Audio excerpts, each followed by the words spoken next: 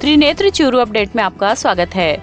जिला प्रभारी मंत्री भंवर सिंह भाटी आज चूरू के दौरे पर रहे। इस दौरान सर्किट हाउस पहुंचने पर मंत्री का प्रदेश महिला कांग्रेस अध्यक्ष रेहाना रियाज, पीसीसी सदस्य रियाजत खान, पूर्व प्रधान रणजीत सातरा सहित अनेक कांग्रेस जनों ने स्वागत किया। इस मौके पर कार्यकर्ताओं ने उस्मानाबाद कॉलोनी में लाइट कनेक्शन, किसानों को फसल मुआवजा, फसल बीमा क्लेम, शहर में बरसाती पानी निकासी आदि समस्याओं से मंत्री को अवगत करवाते हुए समाधान करवाने की मांग की। वहीं इसके पश्चात मंत्री भाटी ने कलेक्ट्रेट सभागार में अधिकारियों व जनप्रतिनिधियों की समीक्षा बैठक ली। बैठक के दौरान भाजपा के कार्यकर्ताओं ने प्रभारी मंत्री भाटी से चूरू में अतिवृष्टि से किसानों की खराब हुई फसलों के मुआवजे की मांग की। पूर्व जिला प्रमुख हरलाल सहारण व पूर्व जिला अध्यक्ष डॉक्टर वासुदेव चावला के नेतृत्व में कार्यकर्ता किसानों के मुआवजे की मांग को लेकर बैठक स्थल पर पहुंचे और टेबल पर खराब हुई मूंग, ग्वार और बाजरे की फसल के नमूने प्रभारी मंत्री को दिखलाए और जल्द से जल्द किसान को मुआवजा दिलवाने की मांग की। इस अवसर पर पूर्व जिला प्रमुख हरलाल सहारण ने कहा कि अतिवृष्टि से किसान बर्बाद हो चुका है और राज्य सरकार ने अभी तक किसान की कोई मदद नहीं की है। इस मौके पर जिला उपाध्यक्ष हेम सिंह शेखावत, पूर्व जिला महामंत्री चंद्राराम गुरी, मंडल अध्यक्ष दीनदयाल सैनी सहित अनेक कार्यकर्ता उपस्थित थे। जयंती के अवसर पर 2 अक्टूबर से प्रशासन गांवों के संग अभियान और प्रशासन शहरों के संग अभियान एक बहुत ही एक अच्छा अभियान हमारी सरकार के मुखिया अशोक गहलोत जी के दिशा निर्देश के अनुसार किया जा रहा है। और 2013 में 12 में जब पिछली बार भी कांग्रेस पार्टी की सरकार थी तो उस समय ये अभियान चलाए गए थे और बड़ी संख्या में लोगों की पेंशन स्वीकृत की गई थी, लोगों के पट्टे स्वीकृत किए गए थे। और उसी कार्य योजना को आगे बढ़ाते हुए हमारी सरकार ने एक बहुत ही लोक कल्याणकारी निर्णय लिया है और करीब 2.5 महीने तक हर पंचायत स्तर पर कैंप लगाए जाएंगे। गाँव में प्रशासन गाँव के संग, शहरों में वार्डवार कैंप लगाए जाएंगे और इन कैंपों में 21 विभाग शामिल होंगे और ये 21 विभाग अपनी अपनी कार्य योजना इनको दी गई है। जनता से संबंधित समस्याओं का मौके पर निस्तारण होगा। पटवारी से लेकर एसडीएम तक उस ग्राम पंचायत के शिविर में पूरे दिन रहेंगे। चाहे रास्तों के कटान का मामला हो, चाहे भूमि जो आरक्षित करने का काम हो, चाहे पेंशन स्वीकृत करने का काम हो, लोगों के विकलांग सर्टिफिकेट के लिए आवेदन और उनका परीक्षण करने का काम हो, मेडिकल दवाइयाँ उपलब्ध करवाने का काम हो, बहुत तरह के काम होंगे जो सभी विभाग मिल करके उस दिन जिस दिन पंचायत में शिविर लगेगा उस दिन किए जाएंगे। और उसी तरह से शहरों में भी राजस्थान में करीब 10 लाख पट्टे वितरित करने का लक्ष्य हमारी सरकार ने रखा है कि शहरों के वार्डों में अलग अलग शिविर लगा करके लोगों को पट्टे दिए जाएंगे और बहुत ही उसमें रिलैक्सेशन किया गया है। जो दरें रेगुलर जो दरें होती है उनको कम करते हुए उसमें लोगों को राहत देने का काम किया जाएगा। लोगों की आम जो मूलभूत आवश्यकताएं हैं उनको पूरा करने का इन कैंपों के माध्यम से हमारी सरकार के द्वारा जो माननीय मुख्यमंत्री जी ने शुरू किया है वो काम किए जाएंगे। और मैं समझता हूँ कि 2.5 महीने तक चलने वाले इन अभियानों में लोगों की अधिकतम समस्याओं का समाधान हो, लोगों की बातों को सुना जाए, लोगों के आवेदन लिए जाए, लोगों के खाते विभाजन किए जाए, ये सारे कार्य किए जाए। जिला प्रशासन की लचर व्यवस्थाएं अब मुँह बोली, कोई ऐसा विभाग नहीं जिसके लिए कहा जा सकता हो कि प्रशासन संवेदनशील है। प्रशासन गाँव के संग जाए चाहे प्रशासन शहरों के संग जाए, पर ये प्रशासन दिखाई नहीं दे रहा। ये सरकार नाम की सरकार है, काम की सरकार नहीं। इसलिए नाम के लिए प्रशासन शहरों के संग और प्रशासन गांव के संग जरूर चलेंगे, पर इनसे कोई उम्मीद हो इस प्रकार की कोई उम्मीद नहीं, क्योंकि पूर्व में जो तैयारियां होनी चाहिए थी वो टाइम फिश साबित हुई। खराबे की बात हो, चूरू के डूबने की बात हो, बिजली के पेंडिंग कनेक्शन की बात हो, इन सारे मामलों को लेकर, पानी की व्यवस्था की बात हो, सारे मामलों को लेकर कहा जा सकता है कि प्रशासन संज्ञा शून्य है। कॉलेज के लिए बच्चों ने ज्ञापन दिया, प्रभारी मंत्री उसके मंत्री भी है, निश्चित तौर पर बात करेंगे। वहीं चूरू जिला परिषद के आगे भाजयुमो के जिला अध्यक्ष मदन गोपाल बालान के नेतृत्व में भाजयुमो के पदाधिकारियों ने शहर की बदहाली को लेकर विरोध प्रदर्शन किया तथा जिले में हो रही चोरियां व बालिका कॉलेज की बदहाली को लेकर प्रभारी मंत्री भंवर सिंह भाटी को अवगत करवाते हुए एक ज्ञापन भी सौंपा। आज युवा मोर्चा के कार्यकर्ताओं द्वारा बालिका कॉलेज जिसके लिए युवा मोर्चा निरंतर रूप से सक्रिय है, उसको शुरू करवाने के लिए युवा मोर्चा बालिका कॉलेज के लिए उसको शुरू करवाने के लिए, उसको निरंतर रूप से जारी करवाने के लिए कई बार प्रदर्शन कर चुका है और प्रभारी मंत्री जी को अवगत करा चुका है। उसकी मांग के लिए हमने कि जल्द से जल्द बालिका कॉलेज का भवन शिक्षा विभाग को, कॉलेज प्रशासन को सुपुर्द किया जाए। उसके बाद दूसरी हमारी जो मांग है, जो चूरू शहर की बदहाली को लेकर, चूरू शहर में स्थानीय समस्याओं को लेकर आज स्थानीय रूप से भी जगह जगह गलियों में, वार्डों में और जो मुख्य सड़कें वहाँ पर पानी भरा हुआ है और उस पानी की कोई निकासी नहीं हो रही है। वार्डों के लोग परेशान हैं, वार्डों के लोग एकदम से दुखी हैं, जिसको लेकर कल ही हाल ही में सुभाष चौक पर वार्डों के लोगों द्वारा, वहाँ के स्थानीय लोगों द्वारा प्रदर्शन किया गया था। इस मांग को लेकर भी प्रभारी महोदय को अवगत कराया गया।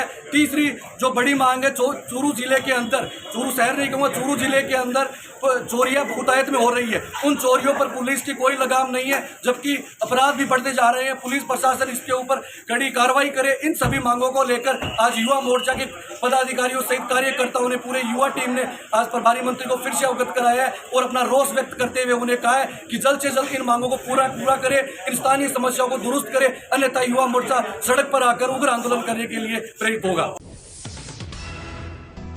26 सितंबर को तहसील के 20 केंद्रों पर होने वाली रीट परीक्षा के लिए प्रश्न पत्र आज रतनगढ़ पहुंचे। एसडीएम विजेंद्र सिंह की अध्यक्षता में गठित टीम ने प्रश्न पत्रों को पुलिस थाना में रखवाया है, जहां पर 2 जवान हथियारों के साथ सुरक्षा के लिए तैनात रहेंगे। एसडीएम सिंह ने बताया कि परीक्षार्थियों की सुविधा के लिए रतनगढ़ के बस स्टैंड व रेलवे स्टेशन तथा राजलदेसर में हेल्प डेस्क का गठन किया गया है। हेल्प डेस्क परीक्षार्थियों को संबंधित परीक्षा केंद्र, रहने, खाने जैसी समस्त सुविधाओं की जानकारी उपलब्ध करवाएगी। इस दौरान सीआई मनोज मुंड, तहसीलदार प्रवीण कुमार सैनी, उप कोषाधिकारी गजेंद्र सिंह भाटी सहित एसडीएम ऑफिस का स्टाफ व पुलिस थाना के जवान उपस्थित थे। रीट परीक्षा जो 26 तारीख को होने वाली है, उसके लिए हम लोगों ने, प्रशासन ने रोडवेज बसों की, प्राइवेट बसों की व्यवस्था कर रखी है प्रार्थियों के आने जाने के लिए। दूसरी चीज़, हमने बस स्टैंड, रेलवे स्टेशन और एक राजलदेसर में हमने हेल्प डेस्क का गठन किया है, जिसमें हर टाइम पे 25 तारीख से सुबह 9 बजे से लेकर और 26 तारीख को जब तक सभी लोग यहाँ से नहीं चले जाएंगे तब तक वो हेल्प डेस्क काम करेगी 24 आवर्स के लिए। उनके पास सारी हेल्प डेस्क पे सारी सूचनाएं रहेंगी। फ्लाइंग स्क्वाड्स कलेक्ट्रेट से बनाए हुए हैं, वो फ्लाइंग स्क्वाड वाले चारों तरफ घूमेंगे। ऑटो रिक्शा वालों को पाबंद कर दिया है। अपने ये जो ढाबे वगैरह हैं, होटल वगैरह है, उनको सभी को पाबंद कर दिया गया है कि वो वाजिब पैसे लें और किसी तरह की अव्यवस्था नहीं फैलाएं। कोशिश करेंगे। पुलिस विभाग ने भी अपनी पार्किंग व्यवस्था और ट्रैफिक के लिए सारी व्यवस्थाएं कर दी हैं, क्योंकि गाड़ियां भी बहुत ज़्यादा आनी हैं। इस तरह से सारी व्यवस्थाएं कर रखी हैं। तारानगर उपखंड अधिकारी मोनिका जाखड़ ने आगामी 26 सितंबर को होने वाली रीट परीक्षा 2021 के सफल आयोजन के लिए डीवाईएसपी व अन्य अधिकारियों के साथ समीक्षा बैठक ली। एसडीएम जाखड़ व डीवाईएसपी ओम प्रकाश गोदारा ने अधिकारियों से परीक्षार्थियों के आगमन से वापस प्रस्थान तक की पूरी रूपरेखा बनाकर तैयार रखने, परीक्षार्थियों के ठहरने एवं खाने की समुचित व्यवस्थाएं करने, परिवहन विभाग व रोडवेज को आपसी समन्वय से कार्य करते हुए सुगम आवागमन व्यवस्था करने व परीक्षा केंद्रों को कोविड प्रोटोकॉल के अनुसार व्यवहार सुनिश्चित करने के आवश्यक दिशा निर्देश दिए। इस मौके पर थाना अधिकारी गोविंद राम बिश्नोई, विकास अधिकारी संतलाल, नगर पालिका अधिशासी अधिकारी अरुण सोनी आदि मौजूद रहे। 26 सितंबर को आयोजित होने वाली रीट परीक्षा में तारानगर ब्लॉक में 2712 अभ्यर्थियों का सेंटर दिया गया, जिसमें 9 सेंटर दिए गए हैं तारानगर क्षेत्र में, जिसमें से 5 सरकारी संस्थान हैं एवं 4 निजी संस्थानों में सेंटर रखा गया है एवं 2 सतर्कता दलों का गठन किया गया है, जिसमें एक में मेरे साथ डीवाईएसपी साहब और एसीबीओ साहब को रखा गया। दूसरे सतर्कता दल में तहसीलदार के साथ एसएचओ सावा और एसीबीओ साहब को रखा गया है। इसके अतिरिक्त सारी व्यवस्थाएं कर ली गई हैं। इसमें पार्किंग से संबंधित है और बच्चों को रुकवाने की व्यवस्थाओं के लिए हम अपील कर रहे हैं अलग अलग धर्मशाला संस्थाओं से या अलग अलग जो स्वयंसेवी संस्थाएं हैं कि बच्चों को रुकवाने के लिए खाने पीने की, रुकने की कोई व्यवस्था, कोई परेशानी ना आए, इसके लिए हम सभी प्रयासरत हैं। और कानून व्यवस्था और ट्रैफिक की सभी समस्याओं के लिए अभी बैठक ली जाएगी 12:30 बजे।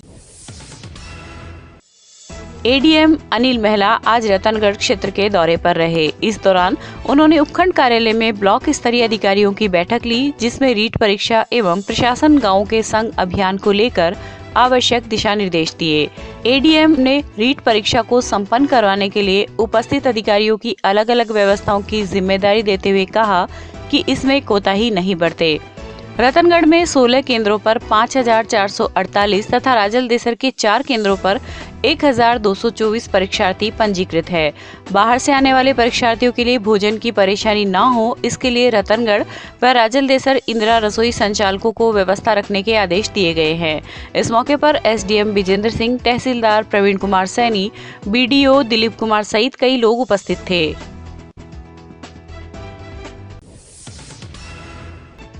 चूरू के पेंशनर समाज भवन में आज मिशन निर्यातक बनो एक्सपोर्ट कॉन्क्लेव कार्यक्रम को संबोधित करते हुए जिला कलेक्टर सावनवर वर्मा ने कहा कि अपने हाथों से व मशीन से बनाए प्रोडक्ट को दुनिया के सामने रखोगे तो आपका व्यापार बढ़ेगा, वहीं व्यापार के साथ आपकी आमदनी में इजाफा होगा। केंद्र व राज्य सरकार ने उद्योग विभाग के माध्यम से आपको लाभ देने का कदम उठाया है। कार्यक्रम में जिला उद्योग विभाग के महाप्रबंधक नानूराम गहलोनिया ने उद्योग विभाग से मिलने वाली योजनाओं से काश्तकार को लाभ उठाने की जानकारी देते हुए बताया कि वाणिज्य सप्ताह कार्यक्रम के अंतर्गत जिले के उद्यमियों को निर्यात करने हेतु प्रोत्साहन स्वरूप विभिन्न प्रकार की जानकारी प्रदान की जाएगी। इस अवसर पर निजी सहायक जीतमल अग्रवाल, उद्योग समिति अध्यक्ष धर्मेंद्र बुडानिया सहित अनेक व्यापारी उपस्थित थे। अपने आज़ादी के अमृत महोत्सव कार्यक्रम के तहत पूरे देश के अंदर ये भारत आत्मनिर्भर और मिशन निर्यातक दोनों कार्यक्रम के तहत हर जिलों में मिशन निर्यातक का कार्यक्रम आयोजित किया जा रहा है, जिसके तहत चूरू जिले में आज एक्सपोर्ट कॉन्क्लेव का आयोजन किया गया। इसमें उद्यमियों को और कलाकारों को, दस्तकारों को अपने उत्पाद का एक्सपोर्ट करने के लिए किस प्रकार कार्य किया जाता है, लाइसेंस कोड नंबर किस प्रकार लिए जाते हैं, ये समस्त जानकारियाँ इस प्लेटफॉर्म के माध्यम से दी जाएंगी। आज के कार्यक्रम में जो उद्यमी लोग उपस्थित हैं उनकी समस्याओं के संबंध में भी निराकरण किया जाएगा और ये जो कार्यक्रम किया जा रहा है इसका मुख्य उद्देश्य ये है कि अपने देश की आर्थिक व्यवस्था और अधिक सुधरे, जिसके तहत अपने यहाँ जो बनने वाले प्रोडक्ट हैं उनका ज़्यादा से ज़्यादा एक्सपोर्ट हो, निर्यात हो और अपने लोगों को यहाँ पे रोजगार मिले, ये इसका मुख्य उद्देश्य है। राजलदेसर कस्बे के भामाशाह गो भक्त बाबूलाल दुधेड़िया ने आज राजलदेसर युवा विकास समिति की प्रेरणा से कस्बे की जरूरतमंद परिवार की लड़कियों की शादी उपहार स्वरूप सहयोग प्रदान किया। आपड़ो बाबा धाम में आयोजित कार्यक्रम में युवा विकास समिति के रोहित मारू, रतनलाल बारूपाल, कन्हैयालाल जोशी आदि के नेतृत्व में भामाशाह दुधेड़िया ने समस्त युवा विकास समिति के सदस्यों को उपहार स्वरूप 50 साड़ी, 50 सफारी सूट, 50 नेकलेस व प्रत्येक लड़की को 1100 रुपए भेंट किए। वहीं इस अवसर पर समिति की ओर से भामाशाह दुधेड़िया का साफा, शॉल, दुपट्टा पहनाकर व मोमेंटो देकर सम्मान किया गया। आज हमारी राजलदेसर युवा विकास समिति के लिए बहुत ही बड़ा हर्ष का विषय है कि हमारे कस्बे के भामाशाह उद्योगपति आदरणीय बाबूलाल जी दुधेड़िया ने हमें इस युवा विकास समिति को राजलदेसर कस्बे में आसपास होने वाली गरीब कन्याओं की शादी के लिए एक साड़ी, एक सफारी सूट और 1100 रुपये और एक नेकलेस दिए हैं, जो हम भविष्य में गरीब कन्याओं की शादी में सप्रेम भेंट करेंगे दुधेड़िया जी के द्वारा। और कस्बे में अध्ययनरत स्कूली बच्चों की जो गरीब कन्याएं हैं, निर्धन कन्याएं हैं, उनके लिए बाबूलाल जी दुधेड़िया ने हमें स्कूल बैग दिए हैं, बाल पेन और किताबें और जुराब फ्री देने का वादा किया है और हमें भेंट भी किए हैं। हम इनका बहुत बहुत आभार और धन्यवाद प्रकट करते हैं और हम आशा करते हैं कि राजलदेसर की इस युवा विकास समिति के लिए वो भविष्य में ऐसे ही सहयोग करते रहेंगे। जय सिया राम। आज मेरे लिए खुशी का दिन है कि मेरे हाथ से बच्चियों की शादी के अंदर में 50 बच्ची की शादी 2021 में होने के उपलक्ष्य में मैं युवा विकास समिति हमारे गांव में बहुत अच्छा काम कर रही है, तो इनको एक नेकलेस, एक साड़ी, एक सफारी सूट भेंट कर रहा हूँ। 1100 रुपया रोकड़ा। जो जब भी शादी होगी बच्चियों की, उस टाइम ये युवा विकास समिति जो जरूरतमंद है उनको सैपरेम भेंट करेगी। स्कूल के बच्चों के लिए जो असमर्थ है उनके लिए एक बैग, पेन और किताब वो मैं भेंट कर रहा हूँ। रतनगढ़ तहसील के ग्रामीण क्षेत्रों में पिछले 3 दिनों से भारी बारिश का दौर चल रहा है, जिसके चलते कई गांवों के निचले भूभाग जलमग्न हो गए तथा सड़कें पानी के साथ बह गई। गांव लूंच, पाबूसर, भानुदा, जालेव व गुसाईसर में लोगों को काफी नुकसान उठाना पड़ा। गांव भानुदा व पाबूसर में आज सुबह 2 घंटे तक मूसलाधार बारिश होने से गांव के निचले भूभाग जलमग्न हो गए तथा कई मकान ध्वस्त हो गए। वहीं कई मकानों में दरारें आ गई। तहसील के गांव पाबूसर में पूर्णाराम प्रजापत, ताराचंद पुजारी, हरिराम जाट, चुनाराम मेघवाल के मकान गिर गए तथा कई घरों में बरसाती पानी घुस गया। सरदारशहर के वार्ड नंबर 27 सेठिया पापड़ मिल के पास भी आज पुरानी हवेली का एक हिस्सा भर भराकर ढह गया।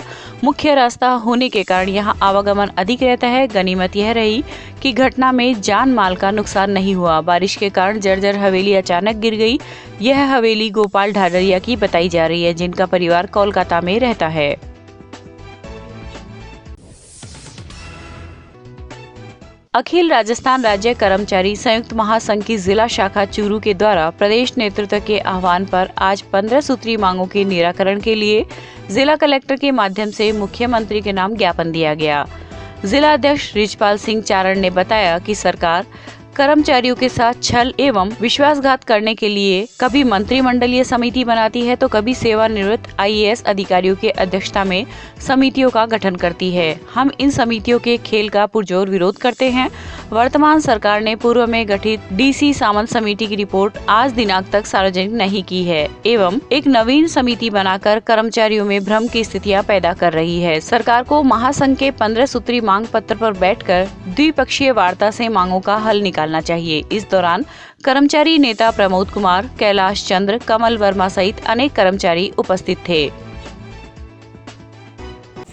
24 सितंबर 2021 को अखिल राजस्थान राज्य कर्मचारी संयुक्त महासंघ के प्रदेश नेतृत्व के निर्देश पर जिला शाखा चूरू द्वारा कर्मचारियों की वाजिब मांगों के लिए सरकार बार बार गुमराह कर रही है और कमेटी के गठन करके समय निकालना चाहती है। महासंघ की ये मांग है कि जो पहले सामंत कमेटी गठित की गई थी उसकी रिपोर्ट को आप सार्वजनिक करो और हेमराज चौधरी की जो कमेटी है उसके आदेश वापस लो और अति शीघ्र 15 सूत्री मांग पत्र को लागू करो। यदि सरकार ने समय रहते कर्मचारियों की मांगों को पूरा नहीं किया, 1 तारीख से लेकर 15 अक्टूबर के बीच में हर तहसील और जिला स्तर के ऊपर जन जागरण अभियान कराया जाएगा और फिर 15 अक्टूबर के बाद में एक व्यापक आंदोलन महासंघ करेगा जिसकी समस्त जिम्मेवारी सरकार की होगी। रतनगढ़ के रामचंद्र पार्क रोड स्थित SBI के ई-मित्र पर 80,000 रुपए जमा करवाने आए एक व्यक्ति ने हाथ की कलाकारी दिखाते हुए 24,000 रुपए हड़प कर लिए। ई-मित्र संचालक को घटना का पता CCTV फुटेज देखने के बाद गुरुवार को चला। घटना 20 सितंबर की बताई गई है।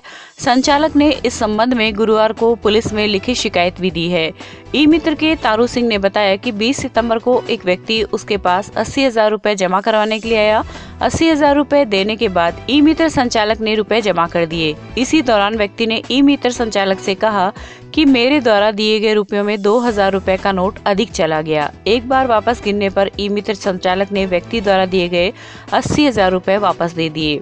उसने ई-मित्र संचालक के सामने रुपयों की गणना की, लेकिन इसी दौरान हाथ की सफाई दिखाते हुए 2-2 हजार के 12 नोट अपने पास रख लिए तथा शेष रुपए ई-मित्र संचालक को दे दिए। इस व्यक्ति की यह करतूत CCTV में रिकॉर्ड हुई है। वहीं रतनगढ़ स्थित मंगल भवन के नीचे हार्डवेयर की दुकान पर व्यापारी को चकमा देकर 2 सिरफिरे युवकों ने काउंटर पर रखे 500 रुपए पार कर दिए।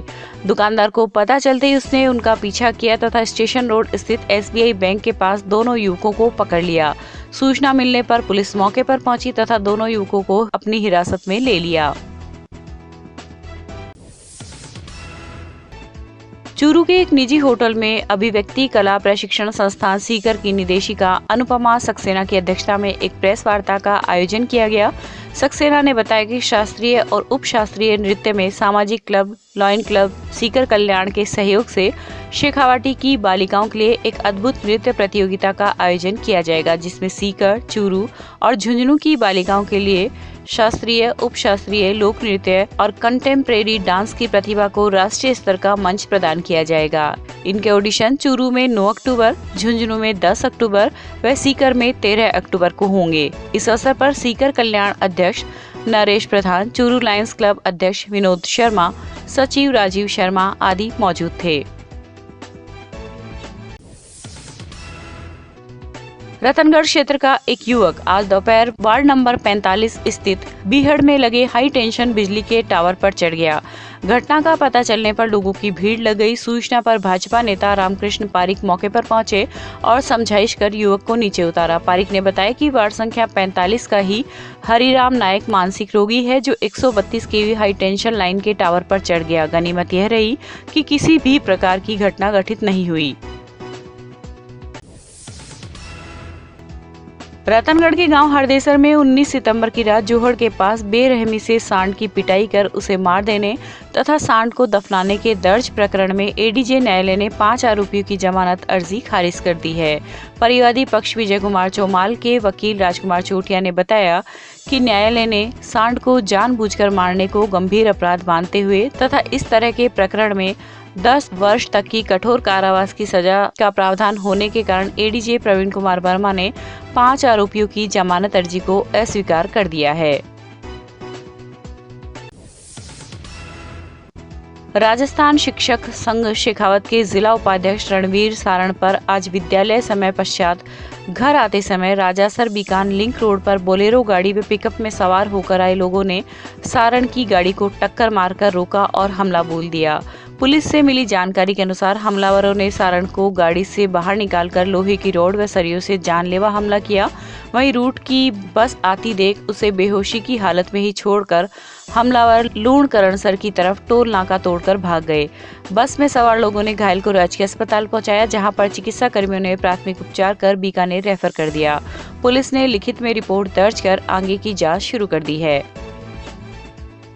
सरदार शहर में जो अराजकता का माहौल बना हुआ है वो वास्तव में चिंतनीय विषय है और शिक्षक जो राजकार्य करके अपने घर को वापस आ रहे थे उनकी गाड़ी को रोककर उनकी गाड़ी के पर टक्कर मारकर और लोहे की रोड से हम जानलेवा हमला प्रशासन की पोल खोलता है।